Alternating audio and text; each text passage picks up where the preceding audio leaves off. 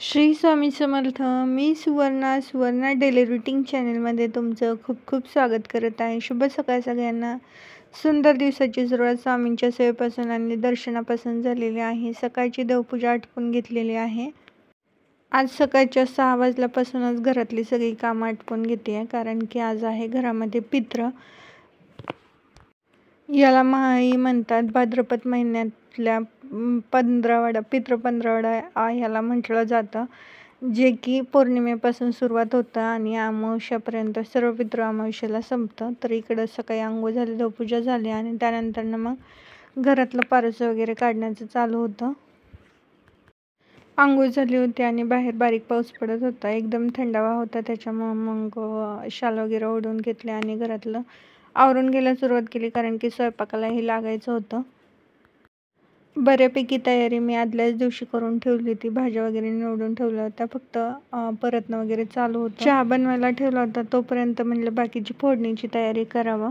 सगळ्या रेसिपीज डिटेल्समध्ये दाखवत नाही आहे, पण मी जे काही पदार्थ आज बनवणार आहे तुमच्यासोबत सगळ्यात अगोदर मिरचीचा ठेचा करून घेतला आणि त्यानंतर मग जी कारल्याची काप केली होती ना, ती हळदीच्या मिठाच्या पाण्यामध्ये अगोदर शिजवून घेतली, कारण की ते कडू लागायला नको जास्त म्हणून. बेसिक ज्या तयारी होत्या ना भाजी फोडणी द्यायच्या, त्या पटपट करून घेतल्या, म्हणजे की उशीर होणार नाही. त्यानंतर मग मी इथं गरमागरम चहा करून घेतला. सकाळची सुरुवात चहाशिवाय होतच नाही, तर मग इकडं थंडी पडलेली होती, त्यामुळं चहा केला. आज नॉर्मल चहा केला होता, साखरेचा, गुळाचा नव्हता केला. या तुम्ही सर्वजण चहा प्यायला. 12च्या आतमध्ये पर्यंत नैवेद्य तयार झाला पाहिजे होते, कारण की 12 वाजता नैवेद्य टाकतात, घास टाकतात असं म्हणतात. तर इकडं मी दोन्हीही कढया ठेवल्या होत्या, दोन्ही गॅस चालू ठेवलेले होते. तर दोन्ही कढयांमध्ये फोडणी देण्याचं काम चाललेलं होतं माझं, जेणेकरून स्वयंपाक पटपट उरकेल. मी फक्त आता फोडणीचं वगैरे शूट केलं होतं. नंतर मला शूट करायलाही वेळ भेटला नाही, त्यामुळे मोबाईल साईडला ठेवून दिला.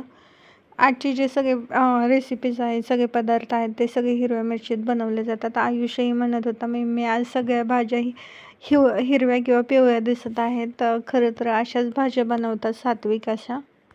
भाज्यांमध्ये भेंडी, कारलं, गवारीची शेंग, थापी वडी, आळूची वडी, त्याचबरोबर ती मेथीची भाजी, भोपळ्याची भाजी आणि मेन म्हणजे ह्याच्यामध्ये ना आज मी पुरण घातलेलं नाही आहे. गोडामध्ये आपल्याला खीर बनवायची होती, त्याचबरोबर कढीही बनवायची होती, कढी भजे आणि ह्या सगळ्या शाकभाज्या जेवढ्या आहेत तेवढ्या बनवणार होते. कुरडई पापड, बाकी सगळं तळणं वगैरे काढणार होते. फक्त पुरणाचा बेत नव्हता घातलेला. खीर केली तरी चालते, तुम्ही कशाची बनवताय माहीत नाही, पण आम्ही इकडं तांदळाची किंवा शेवयाची खीर बनवतो. तर एका साईडला भेंडी टाकली होती, तर दुसऱ्या साईडला मेथीची भाजीची तयारी चालू होती. स्वयंपाक करता करता बाकीची सगळी कामं, म्हणजे रात्रीची भांडी होती ती धुवून घेतली, देवपूजा झाली, त्यानंतर वॉशिंग मशीनमध्ये कपडेही टाकून घेतले, अंगण झाडून घेतलं, म्हणजे भाज्या वगैरे इकडं शिजतच होत्या, तोपर्यंत बाकीची कामं उरकून घेतली. कपड्याच्या घड्या वगैरे बाकीच्या राहिल्या होत्या, तेही उरकून घेतलं. रात्री मी बऱ्यापैकी तयारी करून ठेवली होती, लसूण सोलून ठेवला होता आणि भाज्या वगैरे निवडून ठेवल्या होत्या, त्यामुळे मला आत्ता या टायमिंगला आहे ना अजिबात म्हणजे उशीर झाला नाही कोणत्या गोष्टीसाठी. मेथीची भाजी पण अशी टवटवीत होती ना, ती एकदम छान झाली होती. तर इकडं सगळ्या भाज्या वगैरे तयार करून झाल्याच्या नंतर भजी काढायला घेतली मी. इकडं पाहू शकता, मी भजी काढायच्या अगोदर आळूची वडी तळून घेतली आहे. त्यानंतर इकडं थापी वडी घेतलेली आहे. ह्याची रेसिपी मी काही शूट केली नाही आहे. तुम्हाला जर पाहिजे असेल तर नक्की कमेंटमध्ये सांगा. ते इकडे सगळ्या शाकभाज्या त्या फोडणी करून शिजवून ठेवलेल्या आहेत. असं ताट भरून एकत्रच काढून ठेवल्या होत्या.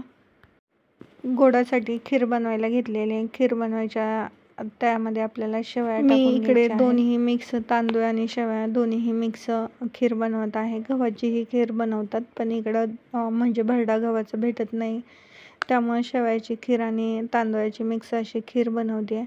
शेवया अगोदर तुपामध्ये भाजून घेत आहे. शेवया भाजून झाल्याच्या नंतर ह्याच्यामध्ये जे गरम आपण दूध केलेलं होतं ते टाकून घेते आणि जे आपण काजू बदाम वगैरे ड्रायफ्रुट्स वगैरे होते ते मी खलबत्त्यामध्ये थोडेसे बारीक करून घेतलेले आहेत. आजच्या व्हिडिओमध्ये प्रत्येक गोष्ट मी एकदम डिटेल्समध्ये असं शूट केलेलं नाही आहे, फक्त वरच्यावर दाखवलेलं आहे मी काय बनवते आणि कसं कसं बनवते ते एकदम डिटेल्समध्ये शूट करायला जमलं नाही आहे, कारण की बामण काका येणार होते शिदा नेण्यासाठी, त्यामुळं पटकन उरकायचं होतं. 11 वाजत आले होते. या स्वयंपाकाला नाही म्हटलं तरी बराच वेळ जातो बरं का, उशीर होतो. नाही म्हटलं तरी मी लवकर उठून उरकण्याचा प्रयत्न केला होता.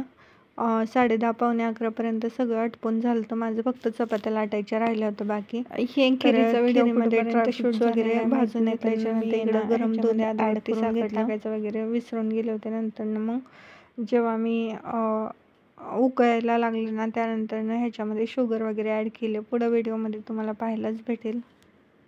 खिरीसाठी जे तांदूळ वाटले होते ते मिक्सरमध्ये ते भांडं मी इकडं धुवून ह्याच्यामध्ये ॲड करून घेतलं आहे दुधामध्येच. त्यानंतर दुसऱ्या साईडला शिदा काढून ठेवलेला आहे. गव्हाचं पीठ, पान सुपारी, पैसे आणि डाळगुळ असं. गोविंदाय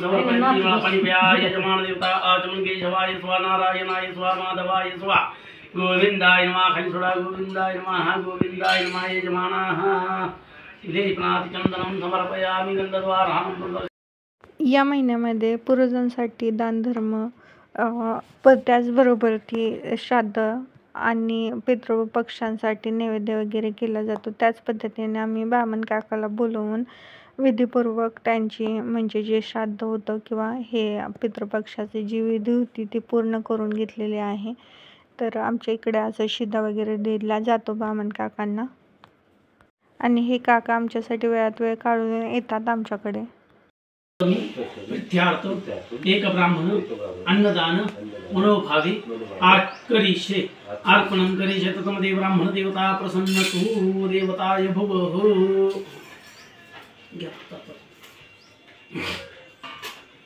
ब्राह्मण द्वारा अन्नदान करिष्ये तत्मध्ये ब्राह्मण देवता प्रसन्न तू. ताट दिले का? ताट असेल दिले. बामण काकाकडून विधीपूर्वक पूजा झाल्याच्या नंतरनं नैवेद्य भरवायचं चाललेलं होतं, जे की आपल्याला पूर्वजांसाठी नैवेद्य ठेवला जातो. तर त्यासाठी इकडे नैवेद्य भरत होते आई. आजच्या व्हिडिओमध्ये एवढंच होतं. आजचा व्हिडिओ तुम्हाला कसा वाटला पाहायला नक्की कमेंटमध्ये सांगा. व्हिडिओ जर आवडला असेल तर लाईक, शेअर, सबस्क्राईब करायला विसरू नका. भेटूत अशा छानशा पुढच्या व्हिडिओमध्ये. तोपर्यंत सर्वांना बाय बाय.